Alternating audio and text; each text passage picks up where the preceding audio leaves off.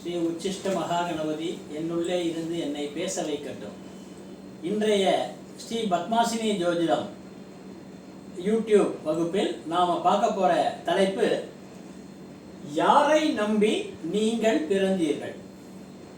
அதாவது நம்ம இது நம்ம எடுத்திருக்கிற பிறவி இப்போ எத்தனாவது பிறவி அப்படின்னு தெரியாது.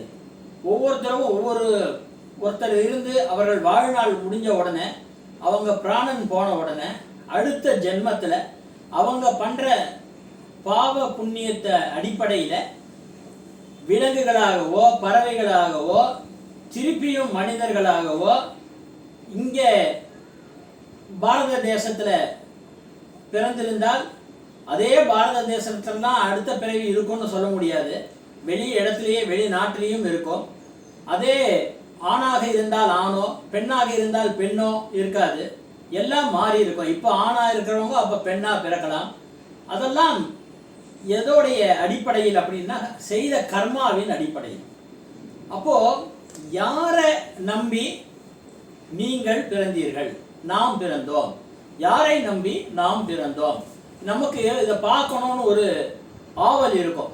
எதுக்காக நம்ம பகவான் இந்த பிறவியை கொடுத்துருக்காரு? கடவுள் எதுக்கு நம்மளுக்கு இந்த பிறவியை கொடுத்துருக்காரு? நான் பிறந்து என்ன சாதிக்க போறேன், நான் ஒண்ணுமே பண்றது இல்லை அப்படின்னு சொல்லி சில பேர் வருத்தப்படுறதும் உண்டு. அப்போ அந்த மாதிரி இருக்கும்போது எந்த பர்பஸுக்காக யாருக்கு நம்பி நீங்க பிறந்திருக்கீங்க அப்படின்றத நாம ஒரு ஜோதிட வடிவில் பார்க்கலாமா அப்படின்னா, ஜாதகத்தின் மூலமாக நாம் அதை தெரிந்து கொள்ள முடியும். எப்படின்னு கேட்டிங்கன்னா, இது ஒரு உதாரண ஜாதகம்.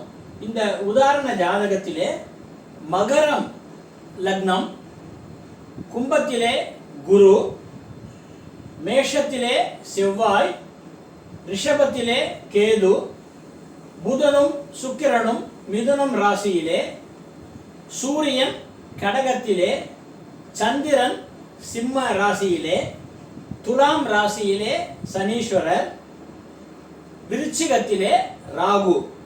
இப்படிப்பட்ட ஒரு ஜாதக அமைப்பு இந்த ஜாதகருக்கு. ஆட்சி, உச்சம், நீச்சம், நீச்சபங்க ராஜயோகம், பரிவர்த்தனை, வர்க்கோத்தமம் இதெல்லாம் உங்களுக்கு ஏற்கனவே சொல்லியிருக்கோம். இப்போ வர்க்கோத்தமம் அப்படின்னும் போது அதுக்கு நவாம்ச கட்டம் இருந்தால் வர்க்கோத்தமம் சொல்லலாம். இந்த வகுப்புக்கு ராசி கட்டம் மட்டும் போறதுனால ராசி கட்டம் மட்டும் தான் போட்டிருக்கோம்.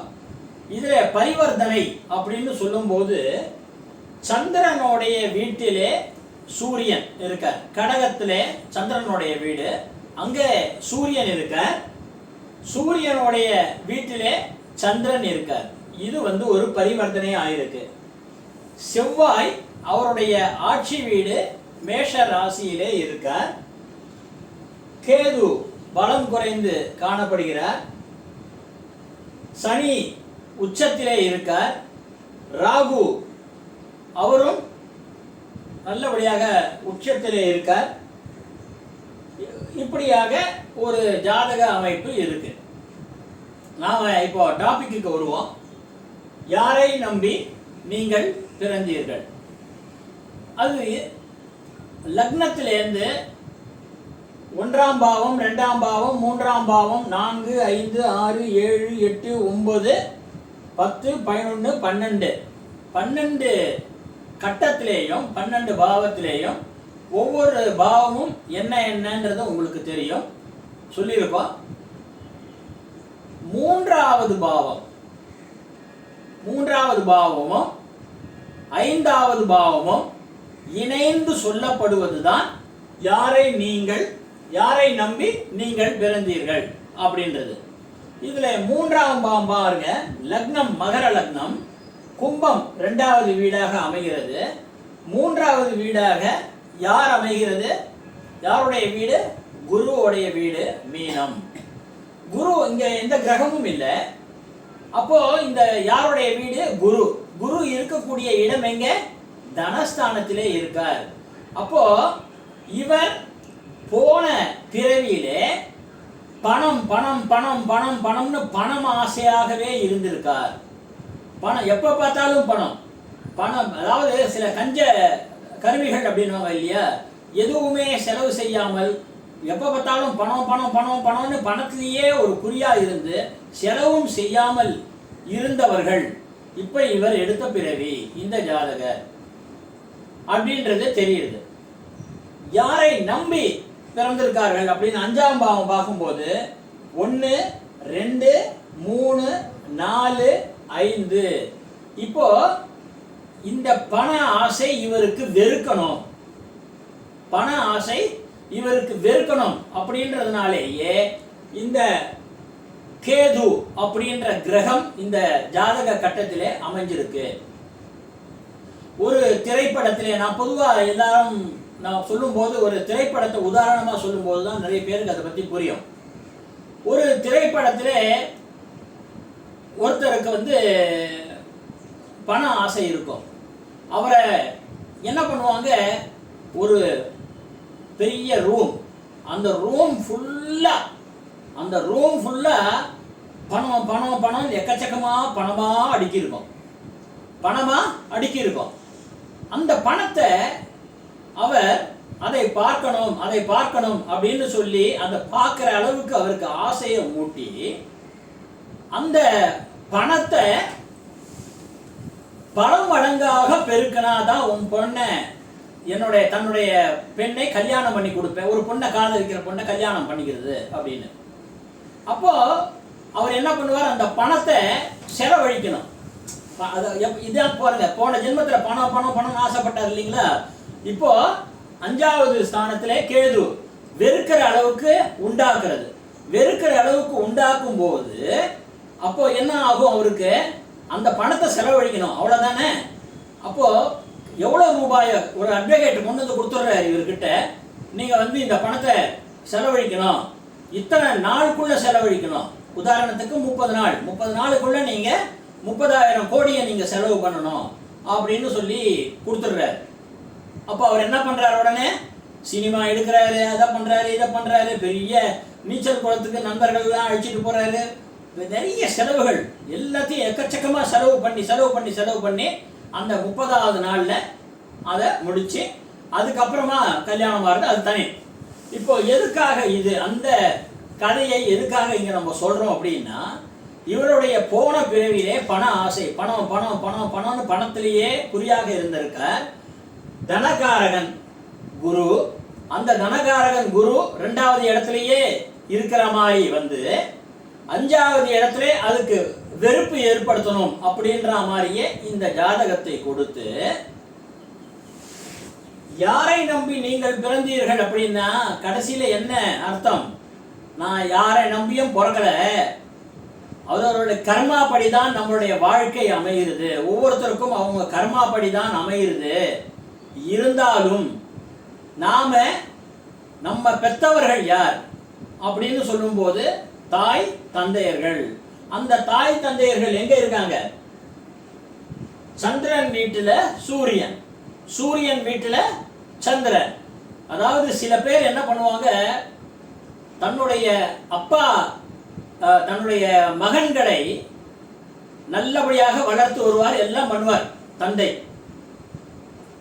அந்த அம்மாவையும் அப்பாவையும் தனித்தனியாக பிரித்து விடுவார்கள் சில குழந்தைகள், சில பையன்கள். இதை மாதிரி பிரிக்கிறதும் ஒரு படத்திலே அமைந்திருக்கு. தனியாக இருக்கும், அம்மா ஒரு இடத்துல இருப்பாங்க, அப்பா ஒரு இடத்துல இருப்பாங்க. பிரபல இயக்குனர் அவர் இயக்கி நடித்த படம் அது. ஏன்னா இது எல்லாமே உங்களுக்கு ஒரு படம் மூலமா சொன்னா உங்களுக்கு விவரங்கள் புரியும்.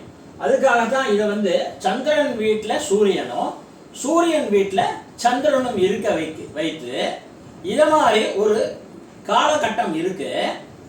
அப்படி இல்லாம சூரியன் சொல்லக்கூடிய அப்பா, சந்திரன் சொல்லக்கூடிய அம்மா,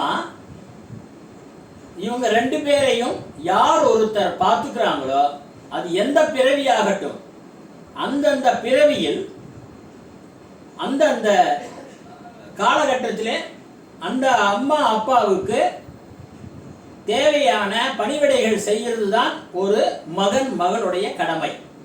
அதுக்காகத்தான் நாம அவசியம் பிறந்திருக்கோம். சரி, மாமியார் மாமனார் அதெல்லாம் எங்க அம்மா அப்பா தான் எங்க அம்மா அப்பா, மாமியார் மாமனார்லாம் வேற அப்படின்னு சில பெண்கள் இருக்காங்க. அது மாதிரி சில ஆண்களும் இருப்பாங்க, அது ரொம்ப கம்மி. ஆனா இந்த மாமியார் மாமனாரும் தன்னுடைய அம்மா அப்பா மாதிரி தான் அப்படின்னு சொல்லி அவர்களையும் தன்னுடைய அப்பா அம்மாவாக மதிச்சு எந்த மருமகள் செய்கிறாளோ அவங்கெல்லாம் இவங்களை நம்பிதான் பிறந்திருக்காங்க. இவங்களை நம்பிதான் பிறந்திருக்காங்க அப்படின்னா அவங்க போன ஜென்மத்திலே அவங்க சரியா பண்ணலை, அதனால இப்ப நீ செஞ்சுதான் ஆகணும். அதனாலதான் இந்த மாதிரி ஒரு காலகட்டத்திலே அந்த ஜாதகம் அமையும்.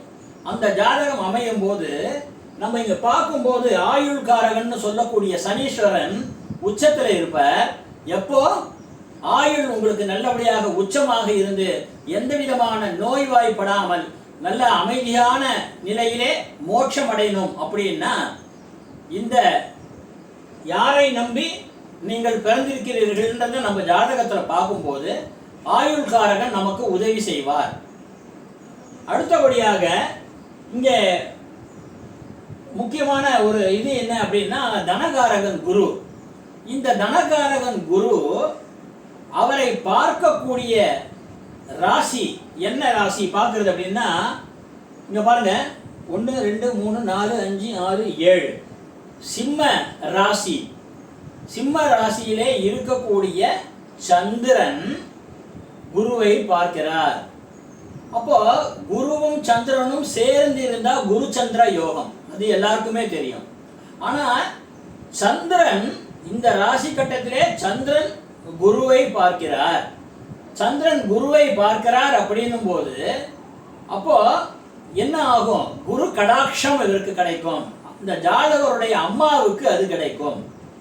இந்த ஜாதகருடைய அம்மாவுக்கு அந்த பாக்கியம் கிடைக்கும். பெருமாளும் மகாலட்சுமி தாயாரும் ஒரு சமயம் பிரிஞ்சிருந்து அதுக்கு அப்புறமாக கூர்மாவதார சமயத்திலே மகாலட்சுமி திருப்பியும் வந்து அப்போ குழந்தையாகி பின்னாலே சில நாழிகையிலேயே பெரிய லட்சுமியாக வந்து தேவர்கள் எல்லாம் அவர்களுக்கு கல்யாணம் பண்ணணும் அப்படின்னு சொல்லி செய்யும் போது அந்த கருடன் அவர் தான் வந்து உதவி செய்யற.